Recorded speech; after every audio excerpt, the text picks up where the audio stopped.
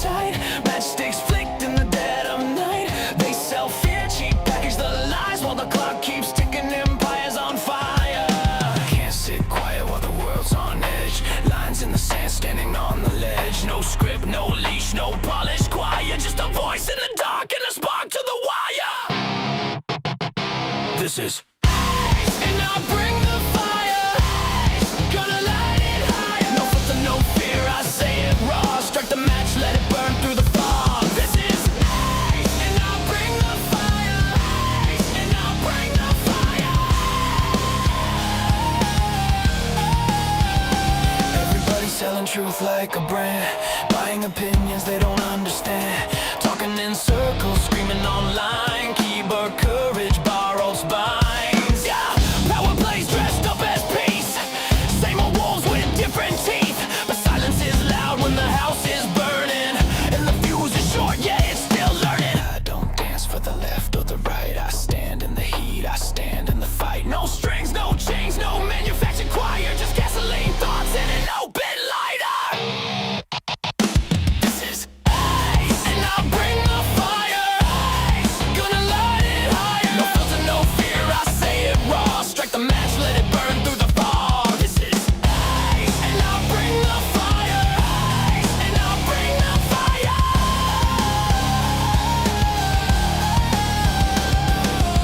The world's on tilt, pressure climbing.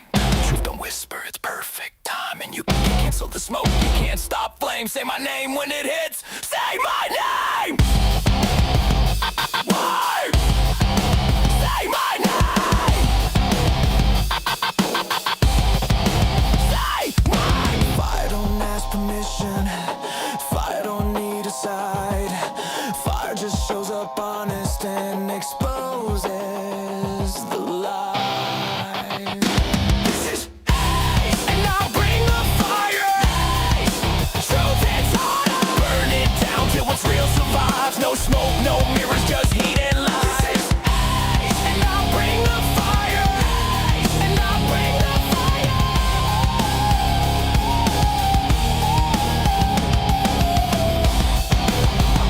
American fire.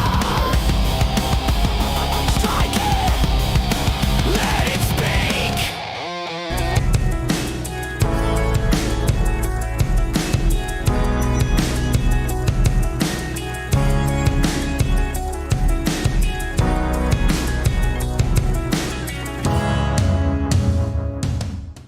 What's going on, everybody?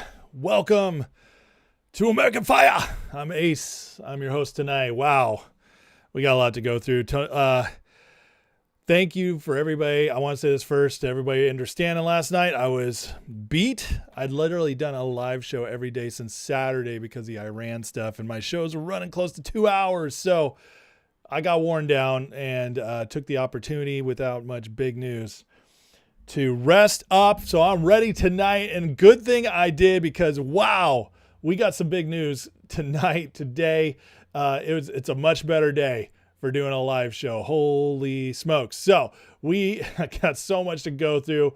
Christy Noem, Tucker, Trump calling out influencers, Iran updates. There's so much to go through, and more than that as well. More Epstein Files on the way. So you guys, we got a loaded show tonight. Glad you made it. Before we get started, if you don't mind though, hit that like, hit that subscribe. If you don't mind, on X, hitting that repost button.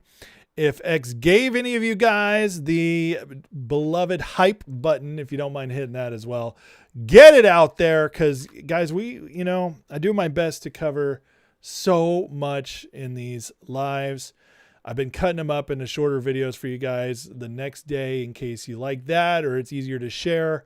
But there's so much to talk about, and I know I hit stuff that sometimes others don't. So if you don't mind sharing it, I appreciate it so much. Hit that like, subscribe, and hype button. All right, let's say hey to the Chizot.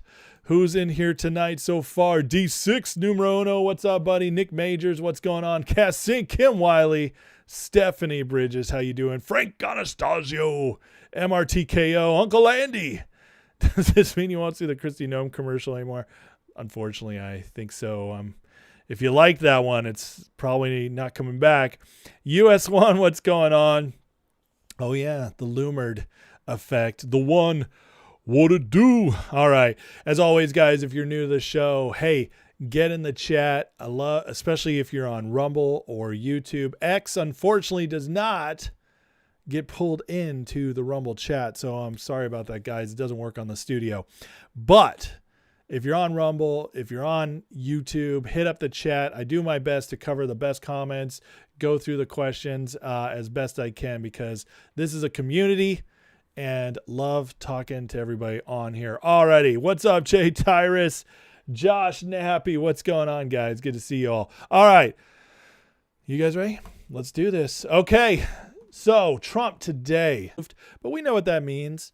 It was time to move on. And apparently the final straw was the fact that she admitted to, on the House committee while getting grilled, she admitted to okaying all the $200 million worth of ads with her about DHS and ICE.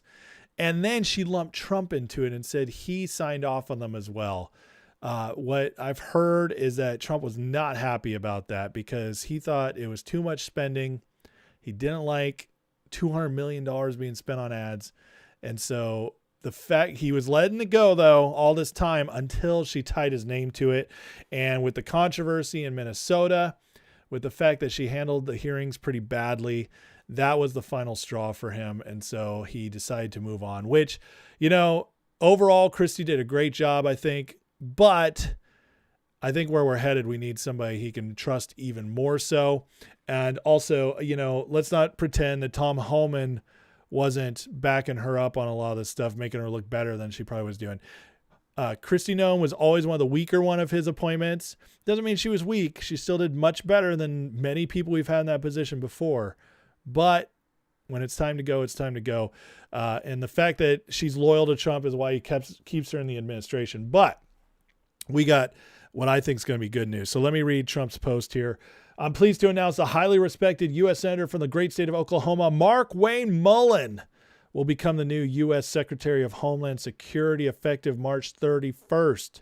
The current Secretary Noem, who served us well, had numerous and spectacular results, especially on the border, will be moving to Special Envoy for the Shield of the Americas, our new security initiative in the Western Hemisphere.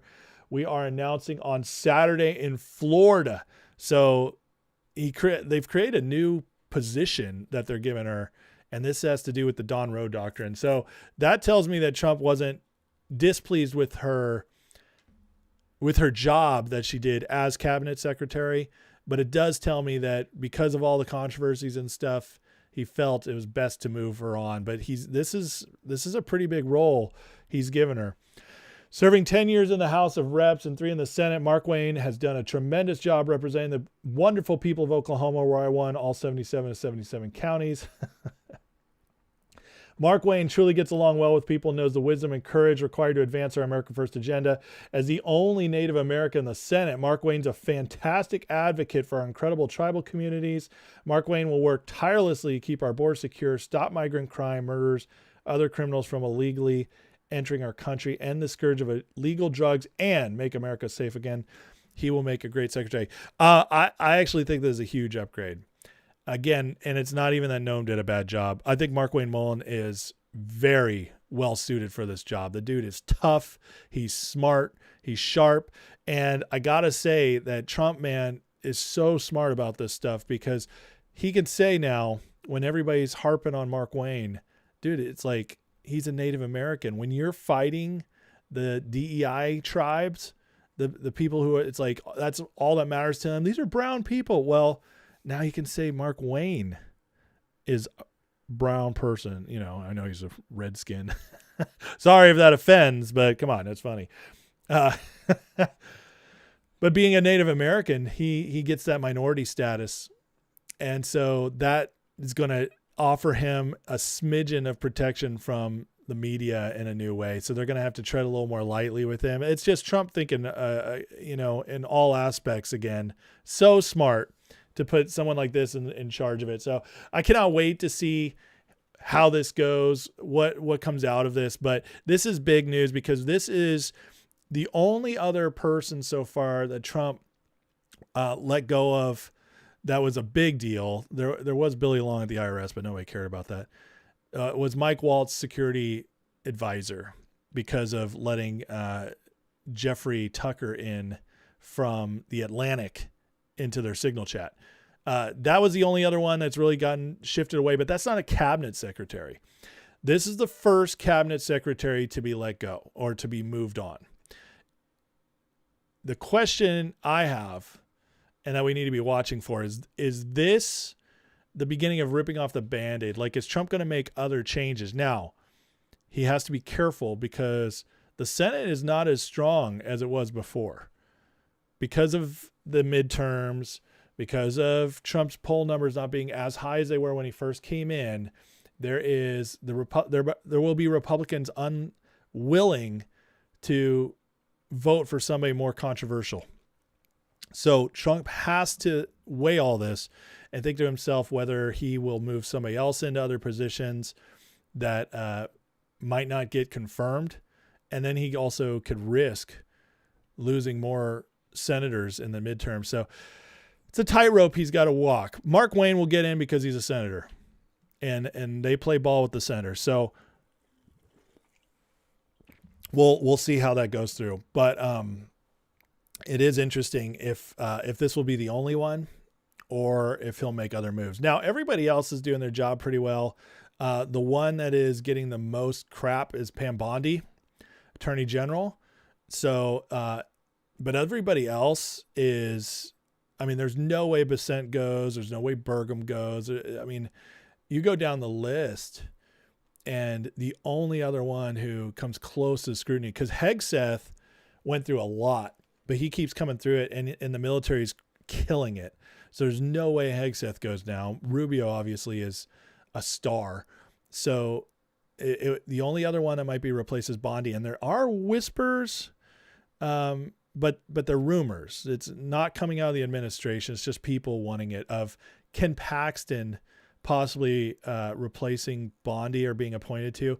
I got to tell you guys, I don't see it happening. Paxton is very controversial. I love Ken Paxton. I'm bummed that it doesn't look like he's going to become the Texas senator.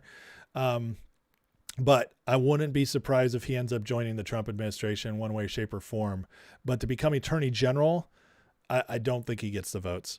So just telling you guys, remember, there's what we want, okay, which is perfection, idealism. And then there's reality, what you can actually make happen in politics. So again, if we start hearing, it's like right now with Paxton losing and the fact that Trump is probably going to endorse Cornyn, and Paxton now saying that he'll drop out if the Republicans make a deal to pass the SAVE Act. So this is all going on right now. Well, nobody likes Cornyn. Okay. He's total rhino, but he's got the money behind him. He's electable, and Paxton ran a terrible campaign. Trump knows this stuff. He watched Paxton very closely. Do you want to know why Trump has waited this long to endorse which senator he wants from Texas? Because he secretly wants Paxton, but he also wanted to see if Paxton had the fight in him.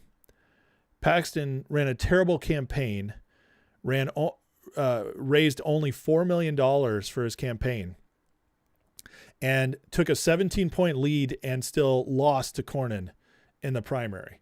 So Trump sees Paxton as like, this guy can't campaign. It's not that he's not a great Texas Attorney General. It's not that he's not MAGA. It's not that he would be a better senator, but he might lose. And I can't have a Democrat in there. And that's what Trump's waiting for. And now Trump's seen that Paxton ran a terrible campaign, and Paxton lost a lot of trust with Trump there that he could win, because this Tallarico guy is total scumbag, and he probably would still lose to Paxton, but they'd have to spend so much money helping Paxton because Paxton doesn't raise his own money. He's not good at it.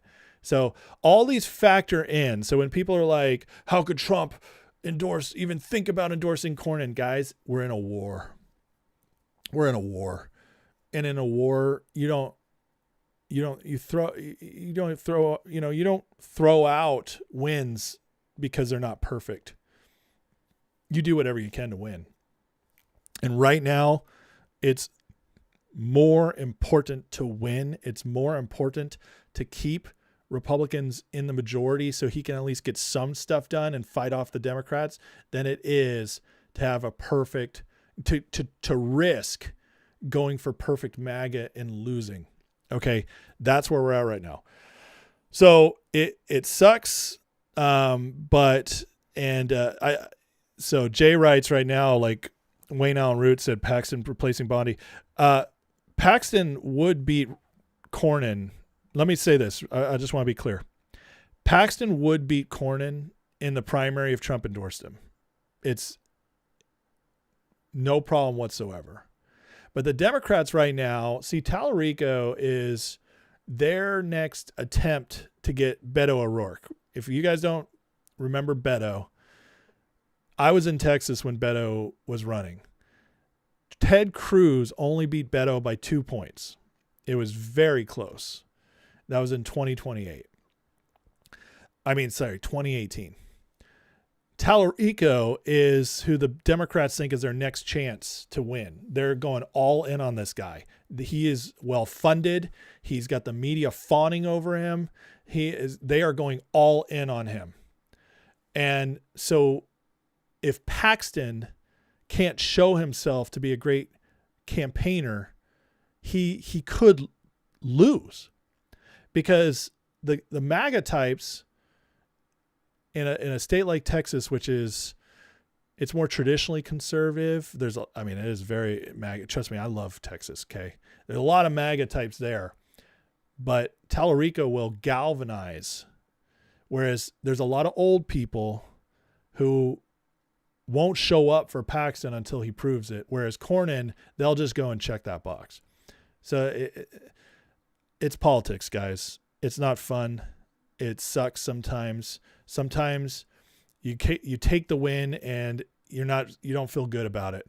And that's what's going to happen with Cornyn. If Cornyn is in there, it's going to be an easy win. It's just the way it is. I'm not saying I like it, but we win this round. In 6 years, Cornyn's gone because he already almost lost. So he'll get one more term. And then when 2032 comes around, it'll be a presidential election, and whoever's in Texas red will be pulled up by the presidential guy, and it'll be much easier to get a new senator in. So that's how it works sometimes, guys. I hate to tell you, but that's how it works. Cass Sink says Pondi's in good shape. I think she's actually in really good shape too. I think she's doing great. And I think Trump's very happy with her. And I think what everybody's mad about her at is just everybody gets focused on the Epstein stuff and they don't look at everything else going on. But if you look at everything else going on, she's doing a really good job. And Trump is much more concerned about that. So, Trump backs Cornyn for Senate rhinos in the SAVE Act. And I do think that's happening. I think Trump is wheeling and dealing behind the scenes to get the SAVE Act passed. And that'll be part of getting Cornyn in. And if that happens, that's beautiful. Okay. Let's go. D-Man, I'm not saying that Tallarico would win in Texas. What I'm saying is that right now, there are other races that are in jeopardy. North Carolina, Ohio, those are likely to go blue without a huge push. And Paxton will need more help than Cornyn. He'll need a lot more money, especially because he's not good at raising it himself. Like I just said, he only raised $4 million against Cornyn, and he gave up a 17-point lead, whereas Cornyn raised like $70 million. So I'm just saying it's just facts. And Paxton would still win, but they'd have to give so much more effort to defending that seat. And that's how it works. Unfortunately, that's how it works. Okay. Let's go. New subscriber. What's up, man? Hey, Ryan's here too. And Moose. Brother Moose, I miss you, man.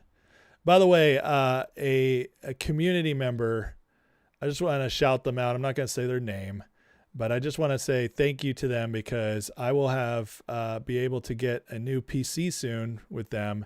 And that's going to be thanks to their support. And that I just want to say thank you to those people because I need it. This thing is maxing out on it's a 6-year-old PC and it's on its last legs. So thank you to that. That shall definitely help the stream here. So Seth Lennerode says Ohio won't go blue. Well, I got to tell you, man, it's a little worrisome with Sherrod Brown coming back, and the Republican is not very strong in that race. Okay, let's move on to the next stuff. So guys, I titled tonight City of London's falling down. And the reason is because with everything going on in Iran, I've been covering this the last couple weeks, and it's been people coming out of the woodwork. It is all in to try to destroy Trump right now. And we got the Strait of Hormuz, Trump taking over the insurance, which is hurting UK being one of the last countries to kind of like try to come along on this Iran thing. They were very up against it at first, just showing who they are. But with Iran gone, there's going to be serious issues for the Cabal globalist City of London. All right, major issues. And we are decimating Iran right now. And I'm going to be showing you guys some of that in a bit. But the other thing happening is that these influencers are all turning on Trump at the same time. All of them. And it's starting to make so much sense, okay, how we all saw forever, okay, it's like they would dip their toes in a little bit, like especially last year when Trump bombed Iran, and then it came the Epstein stuff, but it's been nonstop. Like these people who said they super support Trump, who helped, like got behind him when he was elected, built up these audiences, and now are like completely turning on him all at the same time, all using the same talking points. It's wild. And it's so obvious. Well, Tucker was one of the big ones who's now kind of shown himself. And I got to say, guys, it's so bad now that even Trump's calling him out. And this tells me that they know that this is the last big fight. If they lose this one, they're set back decades, if not centuries, from where they've progressed, from where the cabal's gone, the deep state's gone, with all their tentacles and everything, especially financially, with all their control. It's falling apart. And so it's all assets deployed, all influencers deployed, take them down. And this is what happened today. Trump, in a conversation with Jonathan Karl. This, my friends, is the final signal that Tucker is gone. Trump today says Tucker has lost his way. I knew that a long time ago. Isn't that interesting? He's not MAGA. Now, this is important. Well, let me finish the quote. MAGA is saving our country. MAGA is making our country great again. MAGA is America first. You hear this? MAGA is America first. What are all those people out there? The Nick Fuentes, Marjorie Taylor Greene, all of them saying, we're America first. We're the real America first. Dave Smith, Nick Fuentes even created his blue America first hat because they were trying to change that. Okay. That's how you can tell. That's one of their tells, their secret code words between them, phrases. It's like America first. That's saying that we're our own thing. We're not MAGA, even though they're trying to say like we're the real America first. Okay. And they're trying to take MAGA away from them, which isn't working. But Trump says it here, MAGA is America first. And Tucker is none of those things. What? That is a strong statement. And then he says Tucker's really not smart enough to understand that. And then he goes right after Tucker's intellect, which is a big deal. Okay, because Tucker is supposed to be like the intellectual guy you go to. All right. Now, going back, to last year, Tucker was great. He was doing so much good stuff. Just was really helping Trump on the campaign trail, everything. But, sometimes you keep your friends close and your enemies closer. And Tucker was kept in the loop for a long time. But now it's full on blast against Tucker. Why is this important? It's important because Tucker is the top. Okay. So if you did a pyramid of all the America First influencers and you built a pyramid of who's the most influential and the most trusted, Tucker would be the very tip. Okay. Because he's built that audience. He's broad. I mean, millions and millions of viewers. So there might be others you might be like, well, they've been around longer. They're the OGs. Yeah, fine. That's all well and good. But none of them are bigger than Tucker when it comes to viewership and reach. Tucker was the top.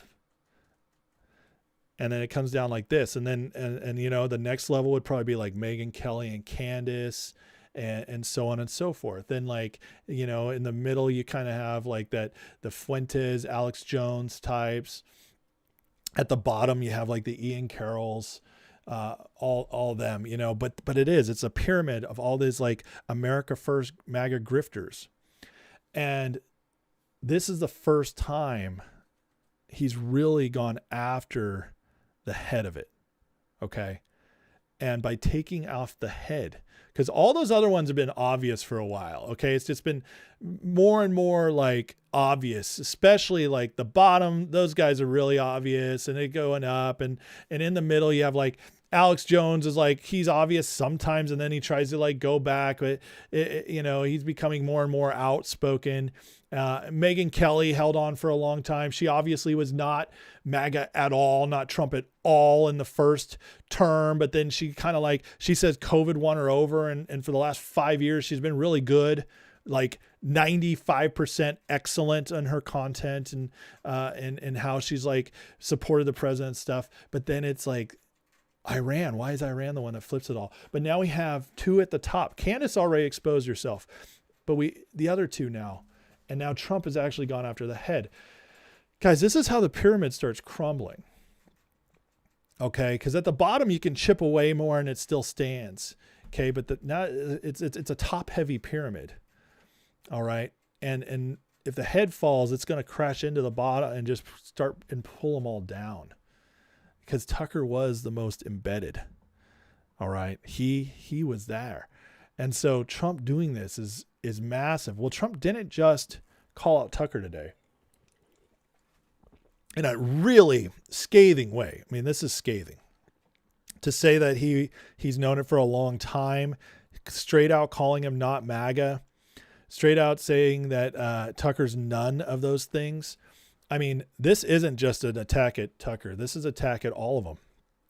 And here's the proof. Trump also shared this today. This article right here. Ex-MAGA influencers lose clout in election primaries, but Trump is still a difference maker. Ex-MAGA influencers. And in this, it's like Trump's success did not transpire without efforts by his detractors to prevent it. Multiple social media influencers who once backed now turn away from that support and have become ardent critics. Their attempts failed. Tucker Carlson interview condemning them, called the action absolutely disgusting and evil as Israel's war. Keith and Kevin Hodge, the Hodge twins, Nick Fuentes. By the way, Nick Fuentes never fully supported Trump. He grifts whenever it's convenient, jumps back and forth. But Trump shares this article and then goes out in an interview and calls out Tucker. Now, here's the other part. By Tucker saying, or Trump saying Tucker is at the top of this pyramid, him saying he's not MAGA, that MAGA is America first, he just claimed that whole thing back. Okay. So anybody now who says they're America first and Trump's not, like, Trump just set the standard. And the people are watching. They are. And nobody is jumping onto this other side. It's fascinating to watch. And look, they're all coming out, but Tucker is getting exposed bad here. I mean, the other day in his big anti thing against Trump and against the Iran war, he said Mossad agents arrested in Qatar, whereas Qatar came right out and said this didn't happen. Well, this is supposed to be, remember the Tucker Carlson, because he was going to build a house in Qatar, and people track some money to him from Qatar. Well, even Qatar is now saying Tucker's wrong about this. Pretty wild. And then he brings out in all this, of course, MTG is the first to jump to Tucker's support. It says, I support Tucker. Trump doesn't even know what MAGA is anymore and turned it into MEGA. Do you see what's happening? I mean, this is wild because these are outright assaults. This is not what, see, if you really loved and supported Trump the way these people all said they did, okay? If they all said that, then what would happen is if they don't like the Iran action, but they still trusted Trump, they would say that. They would mix that in, okay? Like, if I have a disagreement with Trump, I'll say, like, I'm not sure about this, but I trust Trump and I want to see how it plays out. That's what I would say. And I'm not a big influencer. Nobody's paying me except for my wonderful members. Thank you guys for your support. But the point is, it's like, I want to never just jump all the way to the other side.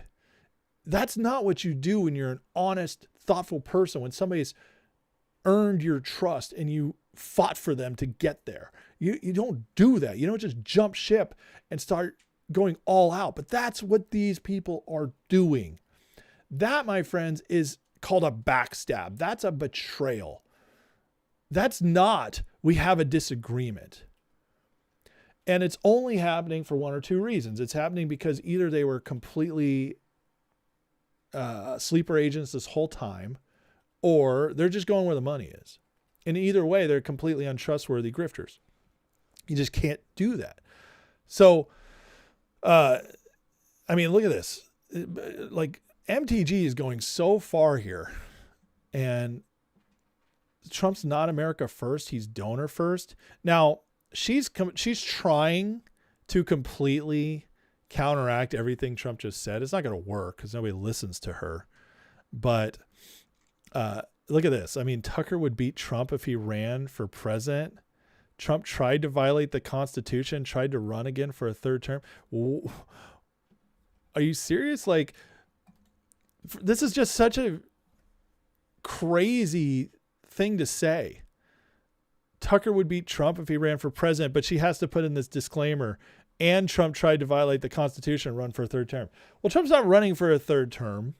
And the only way it could even feasibly happen, which I just really don't see it happening. There's a reason he's grooming Vance and Rubio and letting them take so much sunlight when all this stuff's going down. It's because they're meant to be the successors. He just likes to troll. But if 2020, if all the evidence came out from 2020 that were so crazy overwhelming, and somehow the people were so shocked by it, and and he's at like 70% approval in the last couple of years of, the last year of his term, okay, then maybe we see it. But I'm telling you, that's not going to happen. We're going to get 2020 evidence and all that, but it's just going to be the hardcores who really changes our mind or it reinforces us. And Trump doesn't seem interested in a third term, to be honest with you. But I mean, it's just crazy talk. So what about in 2024, Marjorie, would Tucker beat Trump? I mean, it's just such a stupid thing to say, but she's just showing more and more how gone she is. This woman, to jump out immediately, I support Tucker. What has Tucker Carlson ever done for you, Marjorie? What? Why jump out and go, like, say, I pick sides against our president? Why so just excited to do that? Now, I know she's retired now, so all she does is sit at home all day on her phone and tweet, eating, Krispy Kremes, and she's probably going to be Marjorie Taylor big, big Marjorie Taylor. We're going to call her Big MTG soon with sitting around. But this is just such a stupid thing to say. I'm sorry. And it just exposed them more and more. Let's keep going. Here's Dana Lowe sharing Tucker from 2021. We're very, very close to being able to ignore Trump most nights. He wrote in a text sent on January 4th, 2021. I truly can't wait. I hate him passionately. Wild stuff. Wild stuff to come out. And then this was Tucker's response. I asked Tucker his thoughts on these comments. His response, I'll always love Trump no matter what he says about me. I think a war with Iran is deeply unwise. Okay, so Tucker has called out the president and insinuated. No, he doesn't even insinuate. He flat out says that Trump is controlled by Israel in this decision. This is Israel's war. Tucker makes all these exclamations. He says that Trump no one in Iran was trying to kill Trump, that they're lying about that. He basically calls Trump a liar in all these ways. And then when asked about it, he just says, oh, but I just think a war with Iran is deeply unwise. So why didn't you say that? But that's not what your show said. So these people in cornered, they're getting scared. They're getting scared that their grift is soon up, that it's all going to fall apart on them. And we're starting to see, look at it. It's like Alex Jones is going all out now. Israel successfully staged a coup against the USA. He's ordered Trump to force regime change in Iran, no matter what the cost. Max Blumenthal shares it, breaks it all down. You know how insane this stuff is? It's insane to say these things. Nick Fuentes is coming out. His father shared their family's half Jewish, so that kind of gives you an insight into Nick Fuentes right there. Emerald Robinson, they're all crashing out right now. Emerald Robinson's just now blocking anybody who disagrees with her at all. She wrote this stupid tweet today, just got off the phone with former advisor to Rumsfeld. Rumsfeld, the architect of the Iraq and Afghanistan wars. I thought Emerald was MAGA, and she's calling the advisors to Rumsfeld and bragging about it. Like that's a good thing. He told me Iran could win this thing by exhausting our interceptors and bombing Israel to the ground. Okay. And then this guy calls her out on it and she blocks him. I'm just like, come on. Meanwhile, while all this stuff's going on, while all the influencers are trying to take down the Trump regime, really get this Israel thing, Trump's MEGA, he's not America first, really trying to push that. A Fox News poll came out today that Trump has 98% approval in those people who identify as MAGA. 98%. So I got to tell you, who's MAGA?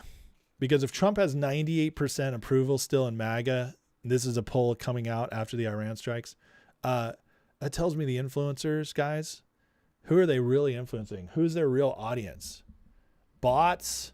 Foreigners, Democrats, neocons that hate Trump and just are glad that somebody's taking them down. I can't tell you. Libertarians, they'll go anywhere that there's a criticism. But you can see, guys, it's all out. They're all coming out of the woodwork. I think also that the Epstein Files just completely exposing Steve Bannon, I think that also put a lot of them on alert. Because if Bannon's exposed, what chance do any of these guys have? So Bannon's exposed. The whole War Room posse doesn't even talk about it. They've been slowly and quietly kind of undermining Trump for a while, but playing the game of Trump's just getting bad advice from his advisors. They won't challenge Trump directly. And then Iran happens and it's all out. It is all out. Trump's not America first. Trump's MEGA now. Israel runs the show. Trump was co-opted by them. It's crazy. He's donor first now. Absolutely insane. All All right. Let me, before I get to the next part, because we're going to get into Iran and how it's actually going, because there's a massive psyop going on to convince us that this Iran war is failing and it's falling apart, and the Trump administration's already stuck. Even though it's been 5 freaking days, there's already a massive push to convince us all this. So we're going to cut through that noise in a second here, but I do want to get into the chat for a second before I move on, and take a second to just say, hey guys, hey, if you're enjoying this, if you're learning anything, if you agree, hit that like, hit that subscribe. Even if you don't agree, but you just enjoy watching, you can also like it. D-Man says, glad President Trump's leader of the world. Amen.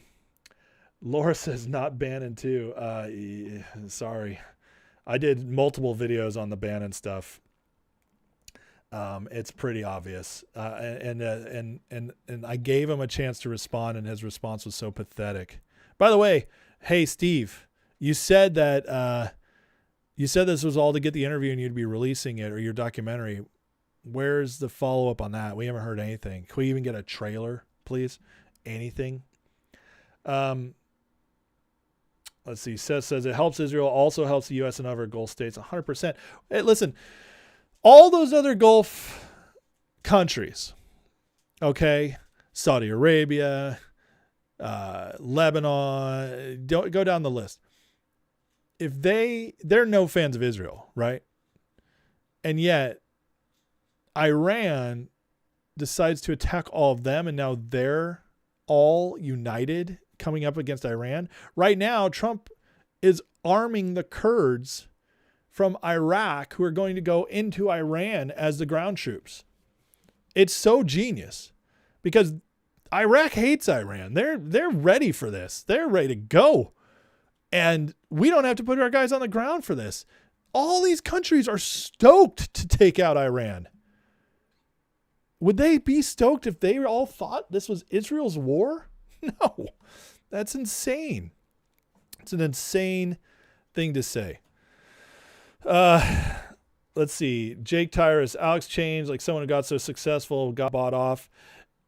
I think he is completely. I think Alex, worst case scenario assets, Alex has always been a controlled operative. Best case scenario, Alex is somebody who really believed some of the stuff he was saying, found a lot of success and money, and then just became all about, I got to keep my show going no matter what. So even if our government is actually being run by good people and doing the right things now, Alex has to find a way to twist it, because Alex's entire show is built around the elites being the problem. And if Trump is winning, as I believe he is, and as many really smart people believe he is, Promethean action, I mean, there's a whole list of Ian Burlingame, Tom Luongo, many people were following on X, the people in charge. If Trump's actually winning and he's breaking up City of London, as all these things keep showing pretty obviously, especially the Strait of Hormuz play he just made, if that's actually happening, then the bad guys that Alex was always pointing to are starting to become quite weak. And so he needs a new big bad. And it's perfect. So anyways, I'm just trying to say, I can see a way that Alex isn't working for somebody. He's just working for himself. But it is interesting how he just turned at the exact moment as well. So, David says, unwise according to who? The war expert Tucker, is against the war in Iraq. Trump. Tucker was all for it.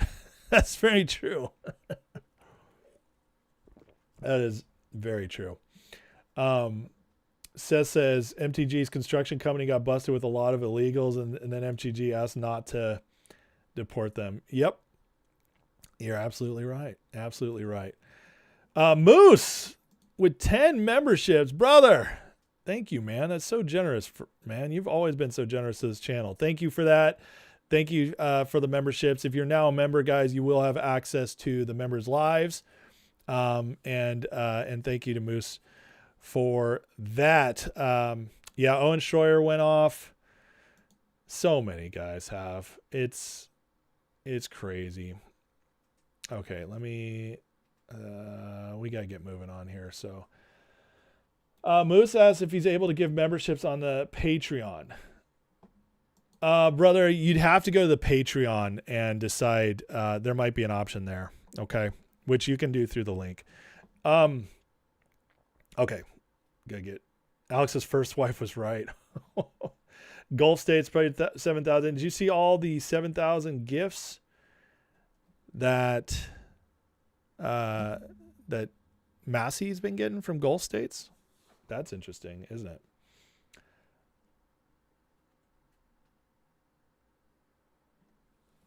Oh, Moose Knuckle is asking if anybody wants a Patreon subscription, and he wants to gift them. So if you guys are interested in the chat, now you do get your first month free, but if you'd like a subscription after that for another month or so, Moose is offering them. So let him know in the chat. All right. Okay. And in Patreon subscription, you also get access to the Discord. So it's better. All righty. Let's move on. Okay. So that's where the influencers are at. Very interesting. They're all doing this now. Oh crap. Sorry guys. I clicked off. The White House just dropped this tonight, guys. And I got to say, this goes so hard. I'm going to actually full screen this because you guys got to watch this. This is awesome. This is just, they have the best social media team. Check this out. Wake up, Daddy Sean. Welcome, young son. Strengthen honor. Strengthen honor. What will you do without freedom? Mavericks inbound. You can't conceive of what I'm capable of. Finishing this fight. Yeah, I'm thinking I'm back. I'm here to fight for truth and justice in the American way. I am the danger. Time to find out. Maximum effort. Here it comes. Now end this! Flawless victory.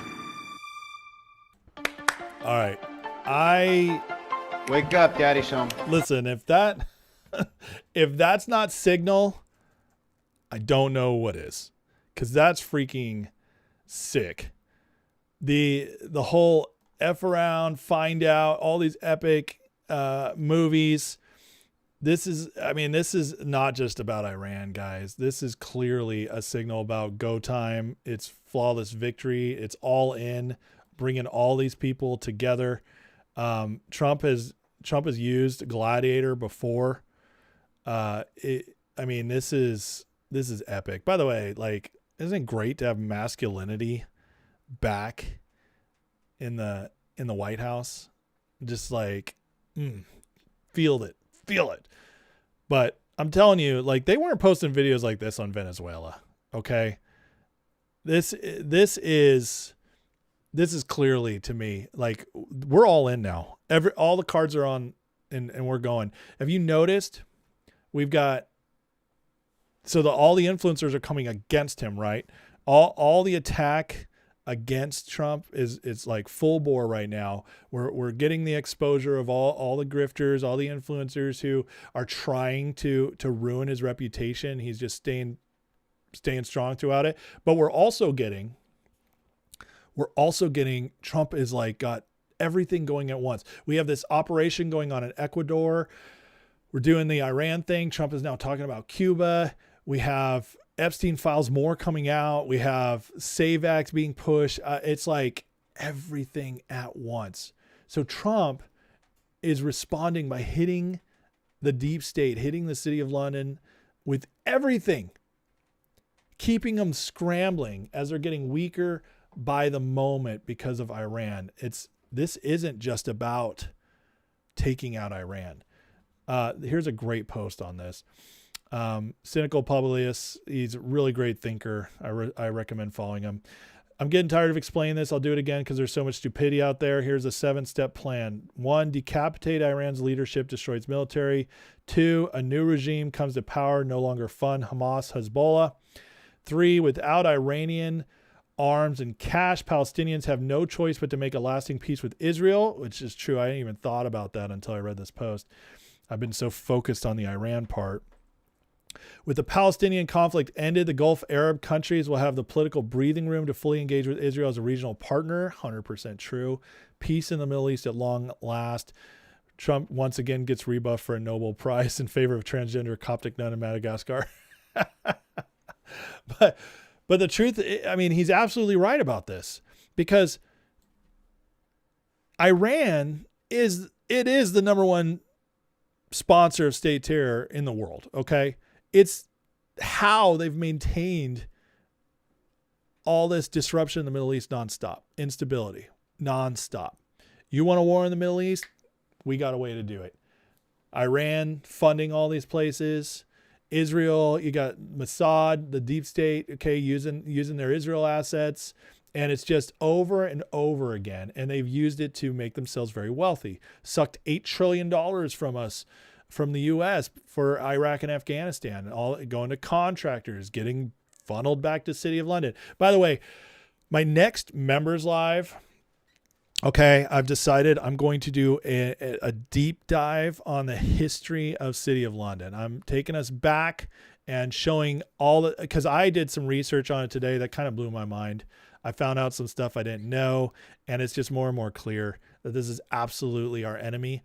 This is absolutely where the deep state started, who controls the deep state, who's got their tentacles and everything, who have engineered all of this. And it's so crazy. It's so crazy. I'll put it this way. In fact, and so obvious that I even had the AI I was working with, and it wasn't Grok.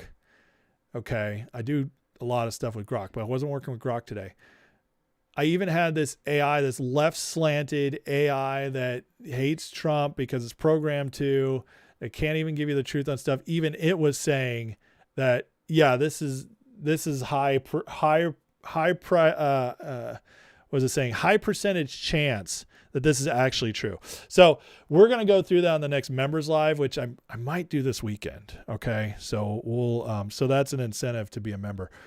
I'm going to deep dive that, but if they take away the Middle East, Trump's already crushed the global trade machine and reestablished that. Okay. Like America's in charge. The tariffs helped accomplish that. That's no more freebies. Then we crushed the CIA's headquarters, distributing through the Western Hemisphere in Venezuela. That's gone. He's cut off. He started up these new trade deals with sovereign nations. He's bringing peace to the Middle East with the Abraham Accords and continuing on. He's been whittling away their influence in Israel, getting Israel back, because Israel was created by City of London back in the old days as like one of their hubs in the Middle East. It's just he's been breaking it all apart, while also weeding them out of our government, setting us free. So, I mean, this is all the stuff that he can do as president. He doesn't need congressional approval for. And that's why he's so focused on it, because Congress sucks. He got the one big, beautiful bill passed to free us up economically so the economy could boom. And now it's all like justice and foreign policy because Congress just won't get anything done. Now, if we get the SAVE Act through, that secures our elections, and watch out. Watch out. It's on like Donkey Kong then. But again, Iran is the key now. It's the key because it's the last big bad standing in the Middle East. Trump has already pulled off the miracle of getting all of these countries together in peace deals with Israel. I mean, that's a miracle by itself. But the first thing Trump did and was a part of, one of the first things when he became president in 2017 was clearing out the old Saudi Arabia leadership. And that's how we got MBS in. Mohammed bin Salam. That's how he came in, and it was all because of Trump. So Trump has reset Saudi Arabia already, and that's also opened up a lot of doors in the Middle East. It's wild how brilliant it all is, and how it was supposed to be impossible, and yet it's all happening.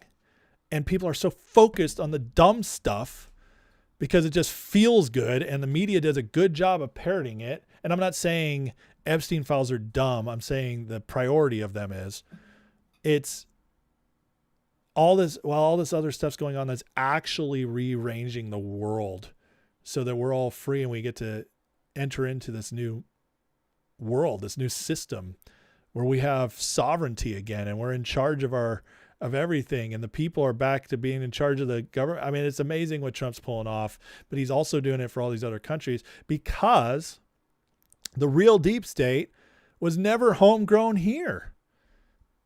It was always traced back to there. And it just took a lot of us to figure that out. A long time for us to figure that out. Excuse me. I got to take a drink. Just got really dry for a second there. Okay, let's keep going. I want to share what Trump shared here because I think this is important, some of the things he's saying.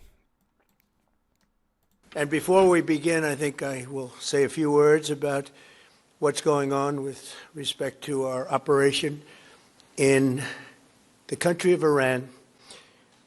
The United States military, together with the wonderful Israeli partners, continues to totally demolish the enemy far ahead of schedule and at levels that people have never seen before, actually.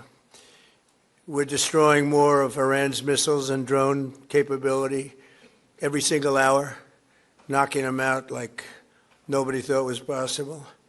As soon as they set off a missile, within 4 minutes, the launcher gets hit. They don't know what's happening. But we have the greatest military anywhere in the world. Their Navy is gone. 24 ships in 3 days. That's a lot of ships. Their anti-aircraft weapons are gone. So they have no air force. They have no air defense. All of their airplanes are gone. Their communications are gone.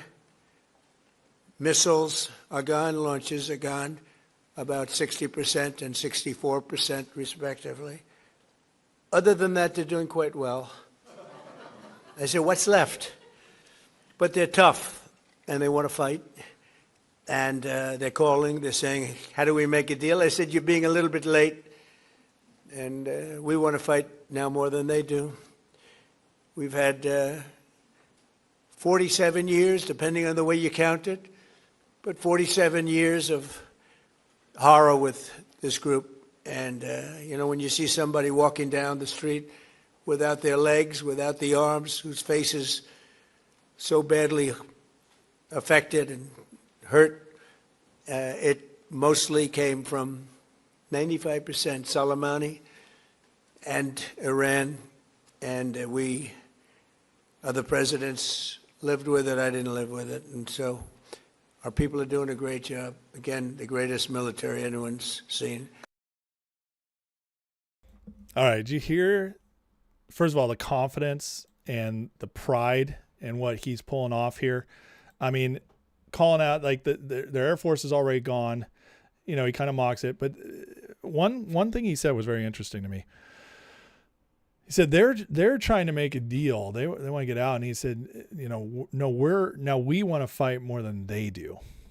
I thought that was a fascinating thing for him to say.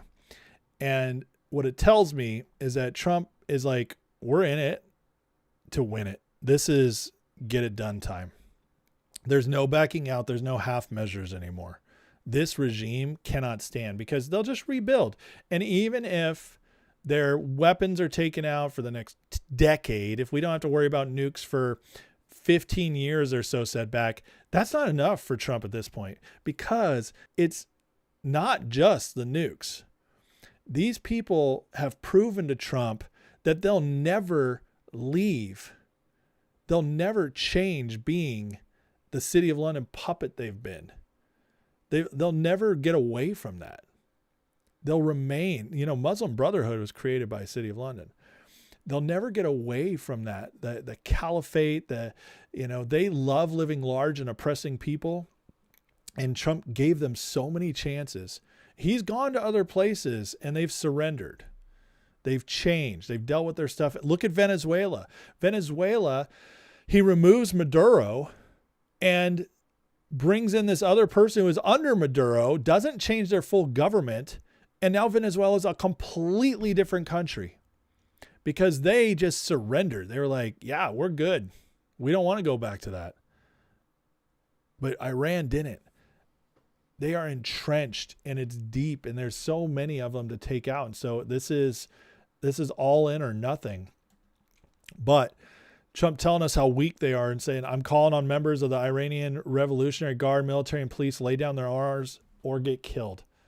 Now's the time to stand up, take back your country. He's really trying to convince the people, which these people have been under for so long. They've been oppressed for so long, and they just lost 30,000 a month ago trying to rise up again. They're probably a little shell shocked, but the Kurds come in, expose the troops more. They get taken out more.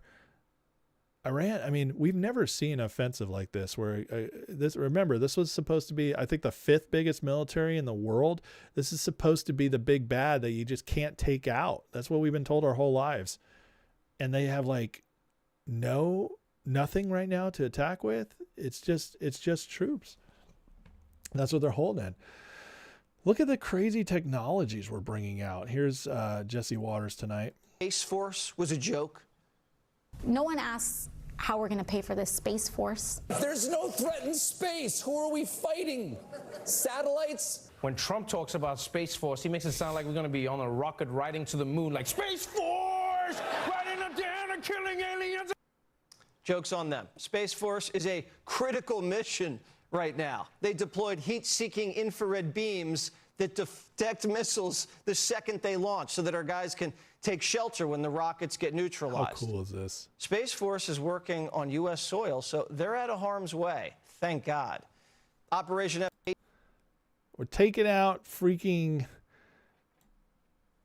infrared beams to detect missiles the second they launch. This is unbelievable.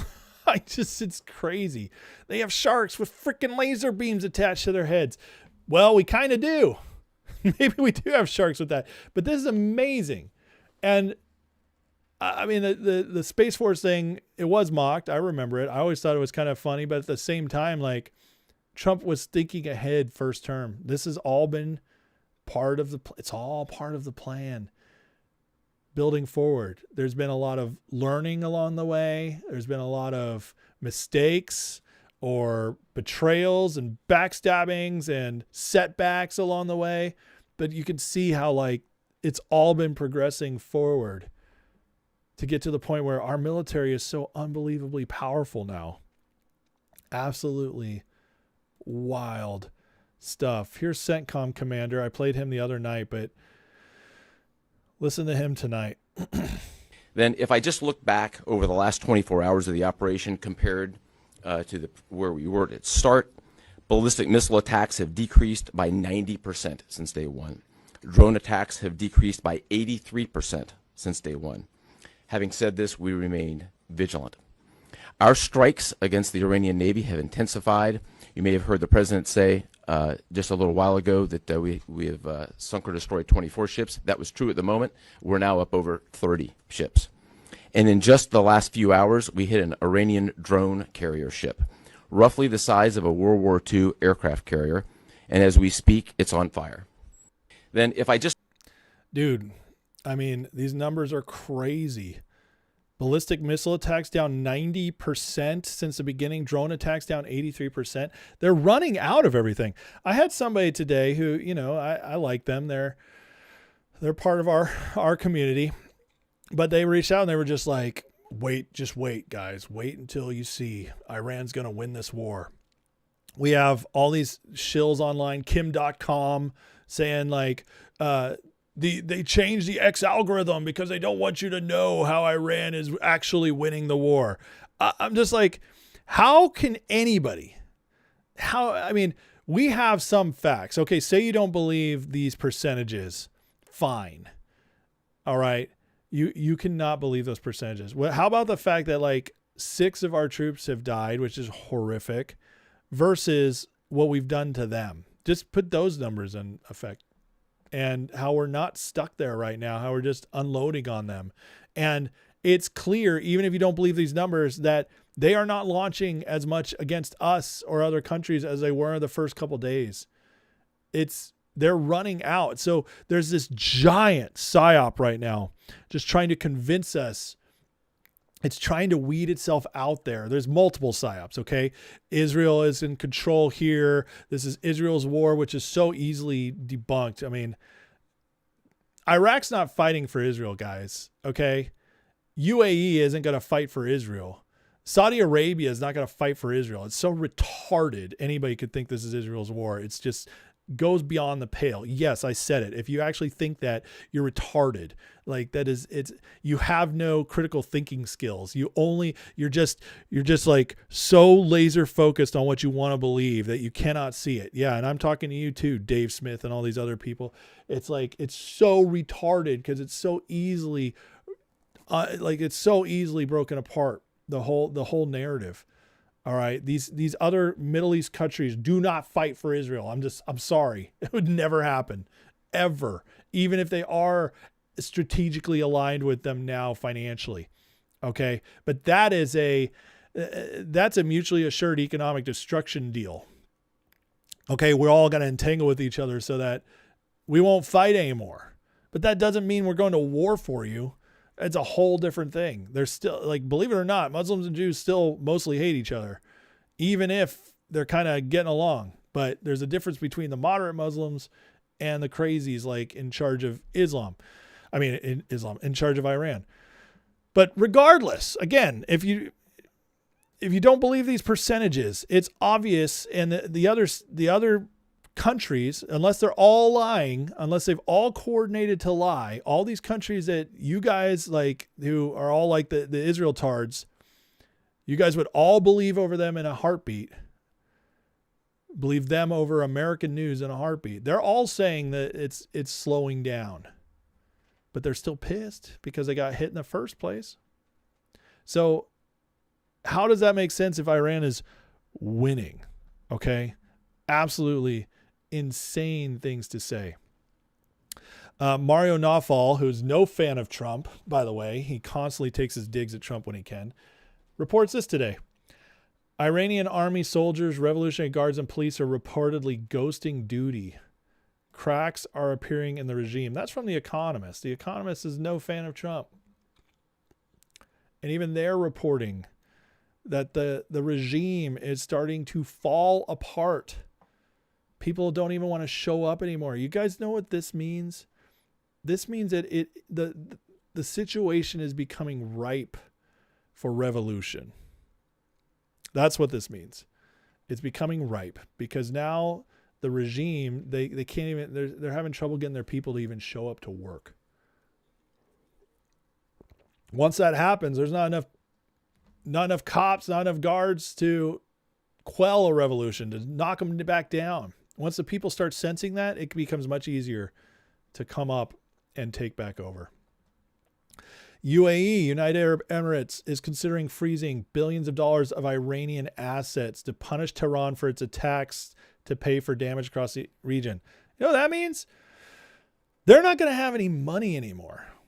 See, Iran's been under sanctions for God knows how long. Their people are borderline starving half the time. They can't get most of what they need. China's been the only one really keeping them propped up. And then the neutral countries like UAE been holding a bunch of their assets for them.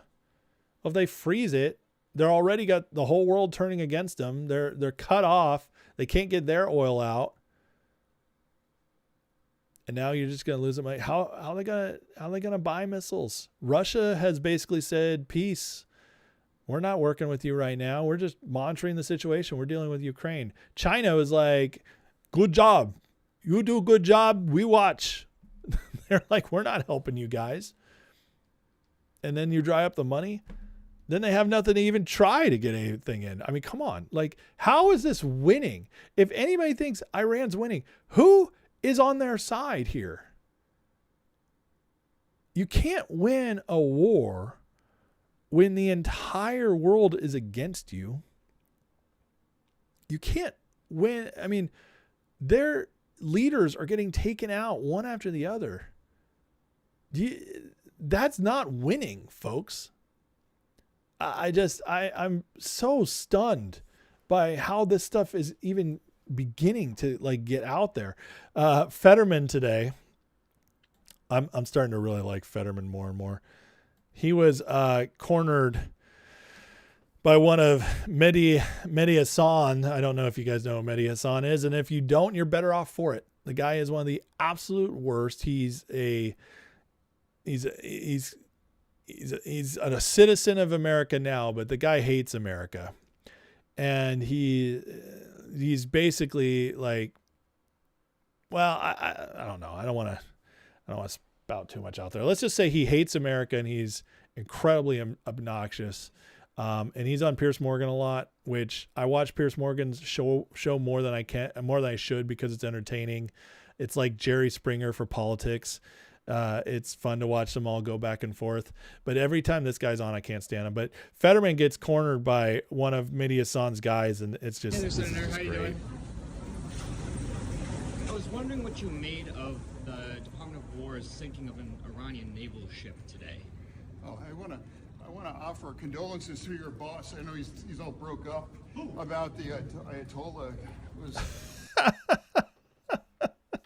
Offer condolences to your boss. He's all tore up about the Ayatollah. That's great stuff. And this is coming from a Democrat.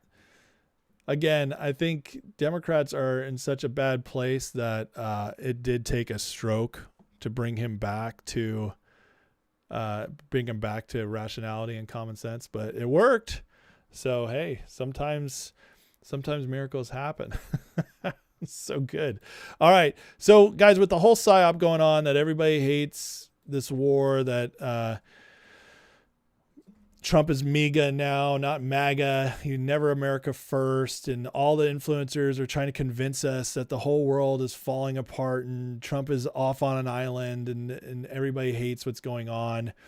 Meanwhile, Trafalgar, which is not right wing, comes out and said, with a poll today, 54% approve of Operation Epic Fury. Pretty incredible stuff. 54%. Now, some polls have it down 40%, some at 30%. It's like, it's all over the place. But I got to tell you, like, if it's all over the place, one of these are telling the truth. And it's usually because most of these pollsters hate Trump. They hate Republicans. Usually the poll in the favor of Republicans is going to be the right one. But let's say they're even off by 5-6 points. High 40s, that's pretty incredible, especially compared to what we've been told. Was that Lochtefeld says former Supreme Leader Ayatollah Khomeini was ethnic Azari? Interesting. Fetterman went carnivore and it cured his illness. I love it. All right, here's another thing to counter the psyop. This is Real Clear Politics average of polls. So this is about as accurate as you can get because they take all the polls out and average them. We're talking many, many polls, 10, 15 different pollsters averaged. And Trump this far into his term is more popular than Obama or Bush into their terms. Oh, I thought he'd lost all support. I thought he'd completely betrayed his base. I thought we were running from him left and right. I don't. Oh my God, 98% approve. I talked about this earlier, but there it is, guys. Fox News poll, which, by the way, Fox News does not conduct its own polls. It pays a pollster. But Beacon Shaw, 98% of the base approves of Trump right now. Sorry. So who's MAGA? If 98% of those calling themselves MAGA approve of Trump right now and what he's doing, then what's that mean in the America First grifters? they're not doing a good job pulling people away. I got to say that.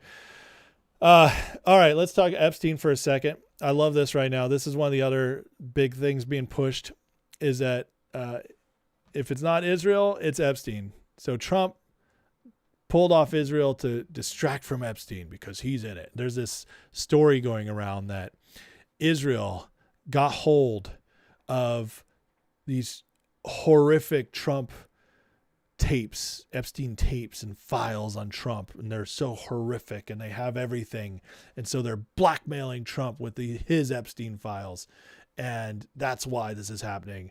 And so, of course, Trump would want to distract from that. Well, Epstein Files interest was already way down in the last few weeks. And then they're releasing more documents tomorrow.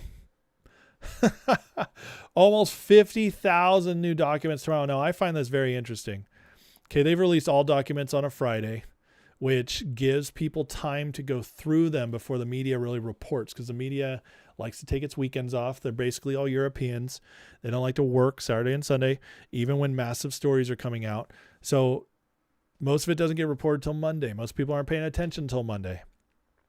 This gives people time to go through them before the stories come out. I am fascinated by this because the timing is very interesting. We're in this Iran war. All the influencers are going crazy on Trump. Is this going to be some of the juicy files? Are we going to get some insights here? Some of the real bad ones? I don't know. I mean, it's also interesting because it's kind of a small trove. Last one was 3.5 million. This time it's only 50,000.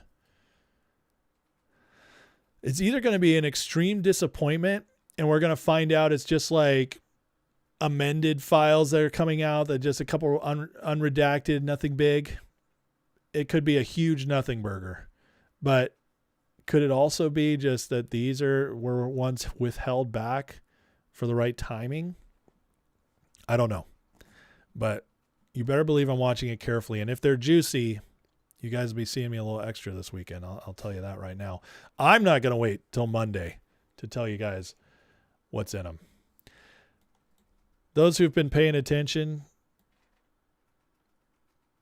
let's look at the Q post that came out 8 years ago now. Free Iran, fight, regime change. People have the power, we stand with you. Isn't that fascinating? That's what's happening now. We stand with the good people of Iran who are currently battling their installed regime for freedom. True rule, people have the power, rise up and demand they be removed. Isn't this exactly what Trump's been saying? At some point, military generals will act with the will of the people simply because they're soldiers. Are those same people? I have no choice. We stand with you. We're monitoring the situation closely. Stay safe. God bless. Isn't that crazy how close this is to what's happening now? I don't know. I find that pretty crazy. And then Trump tells Politico this today. People are loving what's happening. Cuba is falling next. I think I saw somebody in the chat say over under Cuba falls next. So you know what? Cuba's government falls. We start. So let me run a poll. Okay. Over under, I'll say let's just do 50%. That's a nice over under 50%. Cuba's gov falls. And we'll do over under. So for those who don't understand betting terms, over means greater chance than 50, under means less than. So let's see what the group thinks. I'm going to tell you, I think at this point it's like 90%. I'm a strong over. What Trump was saying last week is that the Cuba government is already reaching out to them because it's like they're looking for help. They might be done. They might be ready to just bug out. It could be a completely peaceful regime change. How wild would that be? And then, hey, Cuba's going to be open for business, baby. You guys ready? You guys ready to go to Cuba? Because guess what? We can now go to Venezuela. We're going to Venezuela, baby. U.S. and Venezuela have agreed to reestablish diplomatic relations. Not only that, American Airlines just got the go-ahead. It can now fly to Venezuela. Scott Jennings, man, these never-ending wars is with the laughing. I mean, again, doesn't this like tell you something about Trump? I mean, come on. With Trump, we've never had anything close to a long-term engagement with somebody. It's always been quick. 5 years of Trump. Longer than that of him going against, condemning Iraq, Afghanistan, wars like that. Do we really think, does anybody with half a brain who's been studying Trump for more than 5 minutes, does anybody really honestly believe that Trump is going to get us stuck in Iran? The absolute worst case scenario. Okay. The absolute worst case scenario that could happen, in my opinion, with Iran. I mean, there are worst case scenarios that I don't think are realistic. So let me put it this way. The worst case realistic scenario I see happening with Iran is that they prove to be much more resilient, and it gets pushed down the line. It becomes a few months. It's like 4 or 5 months in, and now it's in the summertime, and Trump sees the midterms coming up. And so Trump decides, I can't lose the midterms. I need a victory. This Iran thing cannot be going on in the midterms. So Trump makes a deal with the current regime and says, okay, you pick a leader. We have eliminated your military, blasted you guys back half a century. You're completely, immobilized. You have no missiles. We're going to sanction the crap out of you. If we see anything, we will blast you again after the midterms if we need to. But I will allow you guys peace right now if you just come in, and he'll be like, we got a deal. And to me, that's the worst case scenario. Trump isn't going to let this last. Look what happened last year. He bombed Iran, got in and out. That easily could have been the start of something what we're doing now. But Trump wasn't ready for that. And he knew the people weren't ready for it yet. He had to build a little more trust. Venezuela helped with that. He had to build a little more intel. He had to learn a little bit more about Iran. Watch what they did. Watch their response. Plan it out a little more. But there's always going to be an exit. Trump is not going to get us stuck there. He won't. That's not what he's going to do. He's been preparing for this for a long time. His entire team has. And one of the reasons they keep messaging us that there's not going to be troops on the ground, we're not going to get stuck, is because they don't want us to lose hope. What's interesting, though, is they'll say that on one hand, and then on the other hand, when they're asked about it, Trump will say, well, anything's possible. And the reason he does that is because Trump is consistent and he never gives away the full plan. So Trump won't completely say no, but he's letting JD and them say it. Another interesting Q post that I think is interesting, and the reason why is because Elon tweeted this: the stage is being set for what's to come. And then we have this post. Objective end. How about a game of chess? Objective end, checkmate king. Do you attack the king at the beginning of the game? Do you attack and remove pawns first? Do you attack and remove bishops, rooks, knights next? Do you attack and remove queen mid to end? Is the game being played, public or private? Do emotions affect critical thinking? Important king controls pieces. And how do you set the stage? Interesting stuff regarding public opinion. Just interesting stuff. You guys make of it what you will. But, I mean, for Elon to be tweeting stuff like this is in response to Bezos. Why are we making moves on Venezuela and Iran? This is why. And talking about China. And then Elon, the stage is being set for what's to come. It's interesting stuff, I gotta say. I don't know. Interesting stuff. Okay. So this is what I meant earlier when I think this is the full-on offensive. Okay. I believe that the State of the Union was the call. It was like, okay, we're going. Notice how calm he was, how he set the stage, how he uplifted the military, just made us all feel so patriotic. And then he also set a clear line in the sand between us and the globalists, which are currently represented by the Democrats. Clear line in the sand. Gave them multiple opportunities to join, but in front of the entire nation, he exposed them for who they really are. And so with all that done, he now can come out, and I believe it was like, it's go time. Then 3 days later in Iran. I mean, this is a huge attack, City of London. And now it's pushing on everything else. Save America Act. All voters must show voter ID.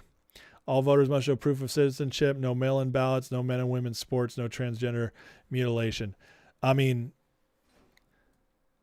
the SAVE Act, Cuba, Iran, this operation in Ecuador going on, Trump shifting with the deportations with DHS. Mullen's going to be tougher than Noem. Watch. Moving Noem into a special position to see out the Donroe Doctrine in the Western Hemisphere. All of this happening at the same time. Epstein Files getting dropped. I mean, the last batch came out, was huge a month ago. Pretty much exonerated Trump. We have Pam Bondi about to go testify on Epstein. We have Bill Gates. I mean, things are picking up. They're definitely picking up. It's interesting to me how it's all happening at once. Oh, that reminds me, another psyop going around that they're pushing is a narrative that the Trump administration is going to create a false flag this month in our nation to declare martial law and put the National Guard in all the states. I just saw that one tonight, and it was from a pretty big account saying that that's going to happen before April. Pretty crazy. D-Man says, wow, never forget Q said trust Ray and other trust nonsense. You're absolutely right. And there's a couple things with Q. First of all, I don't think Q is some perfect person or some all-seeing eye. I don't think that at all. Also, Q told us himself or herself early on that sometimes there would be misinformation they would post on purpose. And so it's about the things that are proven, the things that can be investigated and proven over time. But it was always about attention being drawn one way or the other. It wasn't about telling us all the answers right at first. It wasn't about that. I think I've investigated the Q thing extensively. And when you actually look at the operation aspect and the way that it played out, especially so many of the things, I mean, at this point, there have been hundreds of what are called Q proofs, which are either things the president later said that were exactly what was in a Q post, or deltas, which are something happening at the exact same time as a Q post or exact same date as a Q post. There's too many of them. It's statistically impossible for it to have not been at least somewhat true. It's just statistically impossible if you investigate it. So when Q's wrong on something, we know that it was either a human error or it was misdirection on purpose. And that's basically what I've come down to with the whole Q operation. because there's just been way too much stuff for it not to have been real intelligence at some point, in some way, I should say, some way, shape, or form. Okay, a couple other things coming out. They are really hammering the truth about human trafficking. The last bit, Kristi Noem and her testimony before Congress talked about the Biden administration and the increase in trafficking, and how much that's been stopped. And then Hegseth today said that under Biden's administration, human smuggling industry exploded by more than 2,000%, from 500 million industry in 2018, the Trump first term, to 13 billion in just 4 years. Biden just set up an open season for human trafficking. Just disgusting. And again, this is the kind of thing I come back to, like when people are like, Trump's covering up the Epstein files, he's in there, or he's covering for his buddies. I'm like, this administration is doing more to stop human trafficking than any other administration in history. They are putting more people to justice than any other administration in history. How, like, it just doesn't make sense. And that's what I mean when people focus on one thing they want to focus on versus what actually is telling the truth. Okay.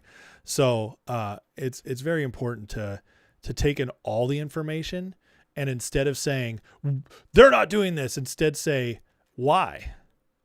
Why aren't they doing that? Why didn't that happen? There's got to be an answer, and go investigating the answer instead of just deciding you believe something because on the surface it looks some way. We're dealing with, first of all, governments that have always been governments that, there's always way more going on behind the scenes than we know. That's just a fact. We all know it. And many reasons for that. There's intelligence operations, all kinds of stuff. All right. So you have that aspect. And then you have the fact that most people just don't understand. They don't put two things together. They just see one thing. And so you have to take time, you have to explore, and you have to put pieces together. Now, again, I always do my show with receipts. Okay. I always show you guys why I think the way I think and how I got there. There's a reason for that, because I don't want to just sit here and be Candace Owens or Nick Fuentes and just spout BS nonstop and just see if anybody calls me on it. And that's, it works for them because they have a bunch of idiots, willing to watch them. And listen, I've been that idiot. Okay. I have been. I've been sucked into somebody saying something and being like, oh man, this sounds amazing. Because I want to believe it. We all want to believe things. Feelings do rule us until we sit back and do the work. But ultimately, I'm always a truth seeker. And so that comes first. And so, yeah, I'll be wrong sometimes, but most of the time not, because I'm actually looking for receipts all the time. I don't just believe anything. Okay. And it's like, like I just said with like the Q stuff. Well, that came across my desk. So I started investigating it, and I investigated the source, and I investigated the counter source and everything. And I spent 4 years learning about it. And then I reached a conclusion that I just can't see any way this isn't mostly trustworthy. Say now, what I'll say is there's people who like laugh at me, make fun of me for that. But you know what? I'll say to you, like, have you done even close to the work I've done on it? Probably not. In fact, I'd say almost assuredly not. It's like with the Epstein Files. I had somebody call me out on that the other day. Like, oh, Trump's in the Epstein Files. Completely dummy. I was like, okay. Hey, how about here's my 30 hours of content I've done on the Epstein Files. I've been researching this for 7 years, and I got the content to prove it. So you tell me how you know more about the Epstein than I do. Okay. And like, you can't, and I will tear anybody apart on Epstein. I will. The only people who know more than me about Epstein are people who've either been researching it longer and more thoroughly, or people who actually are investigating it from the side that have information I don't have. But when it comes to public information, there's very few people who would be able to break it down better than I can. It's because I've done the work. It's not because I'm smarter than anybody else, but it's because I'm obsessed with this stuff and I'm a crazy person. That's what it comes down to. And that's why I sit here and talk to you guys, because somebody has to hear all this stuff that I'm thinking and I'm finding. And so it's you guys. I give it to you guys. And I appreciate you watching because, you know, I mean, I'd probably still be doing this if it was just me talking to 3 people, but you know, because that's what I used to do. Sit at the fireplace with my buddies. They'd get all this. And now, well, all my buddies are in Texas and you guys get me here. I got to tell somebody this stuff, I find. But, but again, I don't share anything that I have conviction on without the receipts. You guys know that. That's why I have a very loyal base that keeps coming back since the beginning. For the 3+ years I've been doing this, I have, you know, I have at least, you know, about 2,000 of you guys who have been watching from the beginning, who keep coming back, and I appreciate it. I have a few hundred that want to be even closer. It's like, you know, so Moose says he can confirm I'm crazy. Moose, you would know. But anyways, that's, you know, I do this because I do the work, and that's what it comes down to. And so if I say something and I have a lot of conviction behind it, it's almost always going to be right or close to being right. And that's like, but because I don't tell you guys this stuff, I'm just beating around.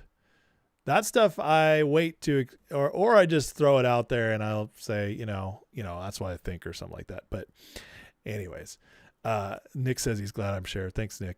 I appreciate you guys. Anyways, if you guys do like that, please like and subscribe. I appreciate it. Okay, this is interesting because so you see how NBC reports this real quick. Now this is going to be like all the Bondi haters are going to love this, but it says DOJ shelves the investigation to Biden's auto pen after it failed to find an applicable criminal statute, source says. So there's this story going around that says, you know, the DOJ is not investigating this. And all these people are like, dang, Pam Bondi sucks. Blah. Well, this is one of the things that most people don't think about when they say that. Julie Collier reports this as, for those upset about this, as far as I know, it's not the fault of Pam Bondi or Jeanine Pirro.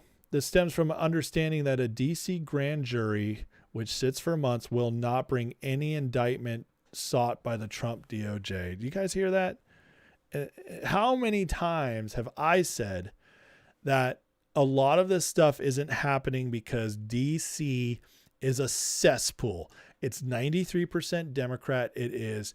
And not like normal, nice Democrat that you meet in, you know, Montana. No, these are the crazies. The crazies go to DC to seek power and ruin it, ruin a city. Well, this is more proof of that. Okay. These cases that the DOJ wants to bring, they cannot get them through.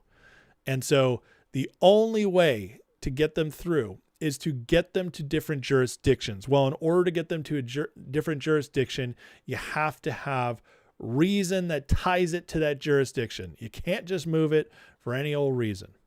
This is why the Crossfire Hurricane case is being built and the election cases are being built, and they're trying to get them to Florida.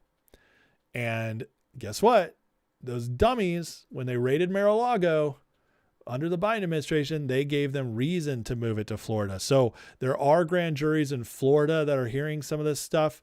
But the Epstein Files, people are like, well, the Epstein should prosecute it. Well, in order to do that, you have to prove that the crimes were done. And because remember, this is federal crimes.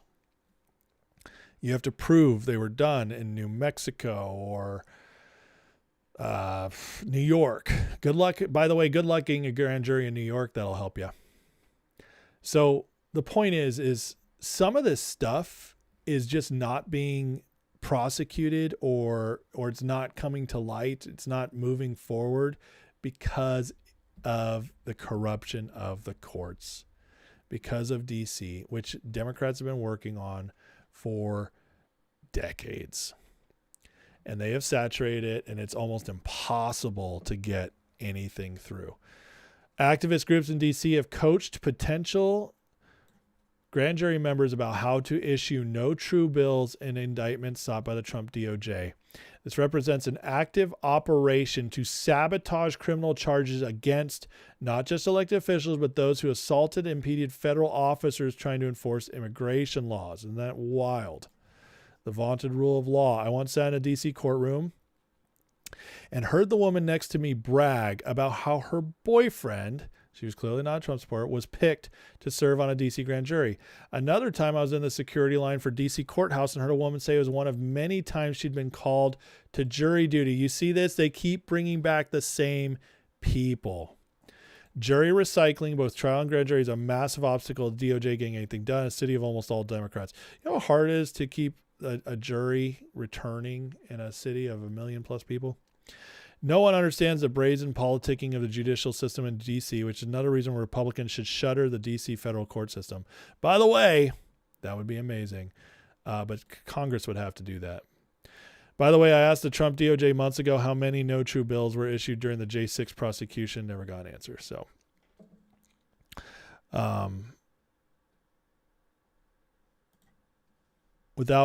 DC grand jury signed off on 300 plus indictments of the unlawful 1512 charge without batting an eye. These are some of the charges filed against J6ers and Trump.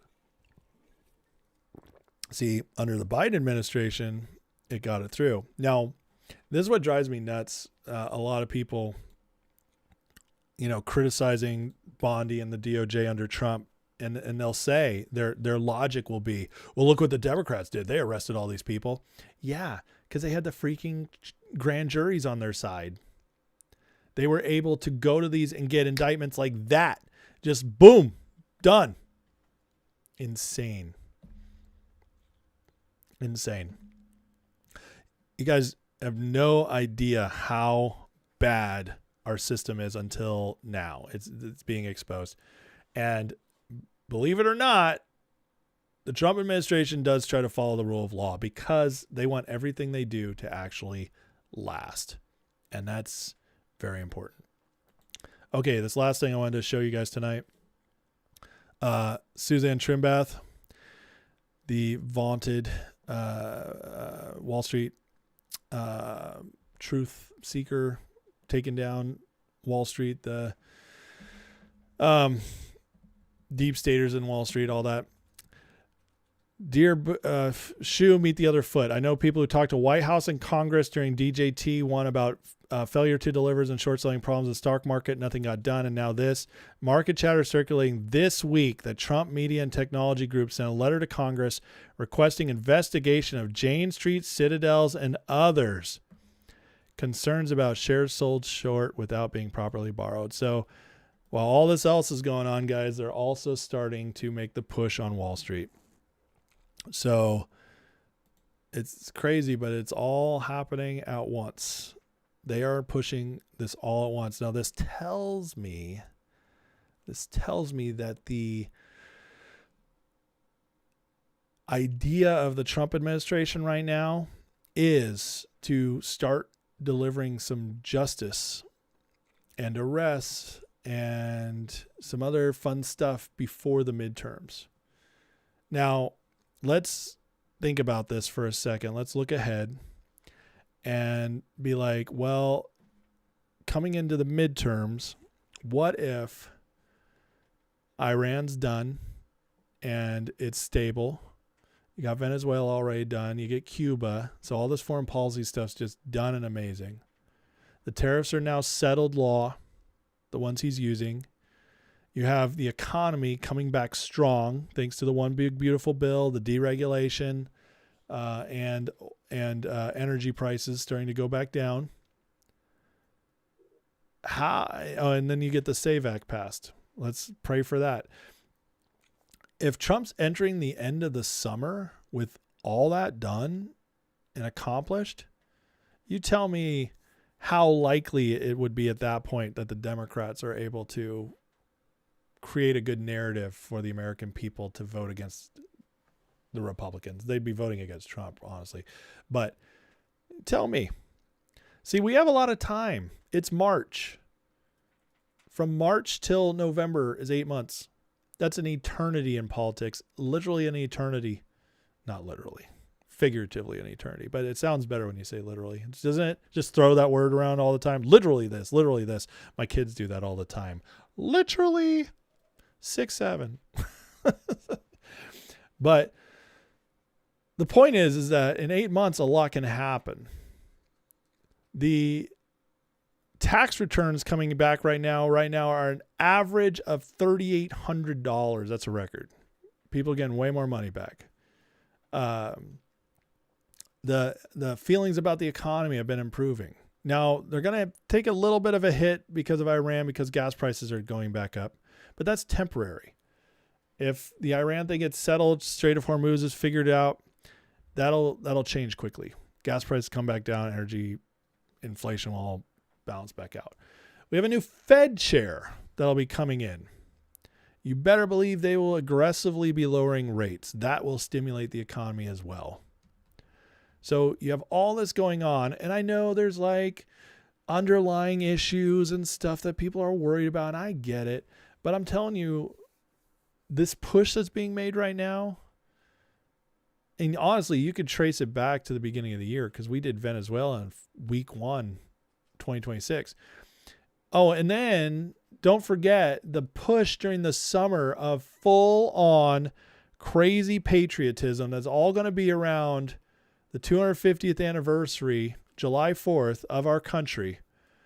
That is going to have an effect as well on our country. We got the World Cup coming. So guys, everybody freaking out about the midterms. We have so much to look forward to still. Worst case scenario, Iran starts to become kind of a quagmire, but I think Trump gets us out of it anyways. He comes up with a deal. He gets out. He knows the politics are important. Look, Trump is a pragmatist. He does believe in these big ideals and he wants to get us there. But he also knows it's important to take the steps to get there and to win those steps one at a time versus always trying to go for the big thing and never getting anything. Look at like the Cornyn and Paxton deal we're working with. Trump knows how to get the wins and work us up to it. So, guys, City of London is falling down. We're watching in real time history being made. We're watching the world be completely remade. We're watching the structures that we've lived under, the financial structures, the political structures, the military structures. We're watching it all be torn down and rebuilt. And the thing is it's not looking like what a lot of people thought it would look like. And so people are out there stupidly saying, in my opinion, oh, they're not doing anything. But that's such a ridiculous statement because if you just look under the hood, so much is happening all the time. And the one thing that I see being a unifying theme is that it's all good for us and all bad for the old power players. And that's why they hate Trump so much and they continue to hate him. And that's why they keep deploying all these influencers to go after him because they're trying to destroy MAGA from within. But what Trump built is something really, really special and incredible. Why don't we just watch this one more time to get us all pumped before I head out tonight? Because this is just so awesome from the White House. Wake up, Daddy's home. Welcome, Daddy's son. home. Strength and honor. Strength and honor. What will you do without freedom? Maverick seatbelt. You can't conceive of what I'm capable of. Finishing this fight. Yeah, I'm thinking on. I'm here to fight for truth and justice and the American way. I am the danger. Time to find out. Maximum effort. Here it comes. Now end this! Flawless victory. Flawless victory. That is so awesome. Unbelievable. Great stuff. All right, guys. On that note, I will be back if the Epstein Files are interesting tomorrow, or if there's any other big news. Last weekend I said I'd do a weekend live if we attacked Iran, and we did. So, but before you guys leave tonight, if you don't mind, hitting that like, hitting that subscribe. If you would consider it, become part of the community, join in the membership on the Patreon. You guys get to be a part of that group, get in the Discord, get access to members' lives, members' podcasts, extra content I do create on the side for you guys. And it's free for the first month. You can get that in the description or the pin post on X. Get a free month, and if you like it, it's only $5 a month. That's all I ask. There's a couple other tiers if you want to try them out, but all I ask is minimum $5 a month for the Discord and members stuff. But anyways, love you guys, appreciate you. I definitely am just blessed, beyond blessed, that people show up to hear me rant, and I thank you guys for that. And if you really enjoy it, please share, and we can grow the channel. Because I don't get paid by Israel. They don't give me any ads. I don't get paid by Saudi Arabia or the Qataris or City of London. Nobody's backing me. So I actually am growing organically and need you guys' help to do so. So, but anyways, bless you guys. Let me get to the chat. Let me see. There's some good peeps in here, and I've not spent much time in the chat, so I apologize for that. But Taya, what's going on? Let's see here. Roger Fish, America. Mario, what's up, man? Will J.D. Vance have the same badass presidential style of Trump? He'll have his own style, but it's equally badass. I'll say that. Roger said Trump conquered Venezuela during our sleep. That's right. Will Iranians have enough players to be a part of the World Cup? No. Good question. I don't know, but I will tell you the female Iranian team did something really powerful the other day. They didn't stand for their anthem, or they didn't sing for their anthem or something like that. It was a smack to the regime. Really cool stuff. Yeah, you're right. Democrats have always been working while the Republicans have been lazy. Uncle Annie says, betting markets, you can buy Republicans win the House for 20 cents to win $1. You bought some. I mean, that's a great bet at this point, because even if the Republicans are favored to lose the House, which they definitely are favored to lose the House, 20 cents. I mean, yeah, you put $100 on that and win $500. That's awesome. Judges in DC have a stench from the bench. Makes us, I like that one. Thanks, Moose. I am crazy, right? Not blowing smoke. All right. Well, guys, listen, always we need to end in a prayer, because prayer works. Prayer is how we got Trump in the first place. And, God is ultimately the one behind all this. And he's just looking for people to say yes to help us win and get back on track and just bring, justice. God's a God of justice, and he wants his people to thrive. And so I believe Trump is working for him. I really do. And I think Trump is a man on a mission, and that's why God uses him, even if he's crass and rude and has a weird, not great past in some ways, especially with women. But I tell you what, the God I know, I mean, he made his greatest apostle, Paul, and that's the guy who was killing Christians before that. So God loves to confound the wise with his choices. And that's exactly what's happening with Trump, in my opinion. So let's pray, and then we'll call it a night. And I'll be taking Friday and Saturday off unless something big comes up. So just so you guys know, after tonight, don't look for me till Sunday. Okay? So Heavenly Father, thank you for today. And Father, just bless these people watching. I thank you for them, Lord. And I pray a blessing over them in Jesus' name, that they'd have everything they need, Lord. And you'd meet them exactly where they're at. Help them with what they need and can build towards, Lord, their relationships better, their families better, just whatever it is, be with them, Lord. And Father, we thank you for all you've been doing, and we ask for more. We ask for the mission to be finished. We pray for peace, prosperity, and justice in our land like never before, and for it to spread to other peoples as well. And God, we pray for our president and his team for protection.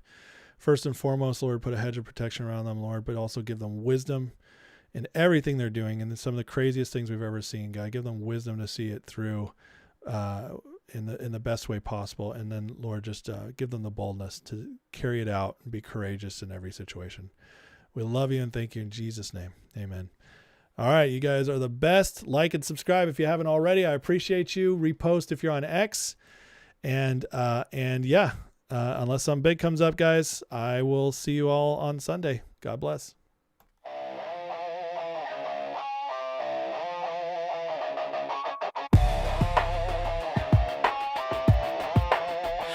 Headlines screaming like a siren at night. Red and blue shouting, nobody's right. Smoke in the streets, truth under attack. Everybody's loud, nobody's got facts. Feeds keep scrolling, nerves stay tight.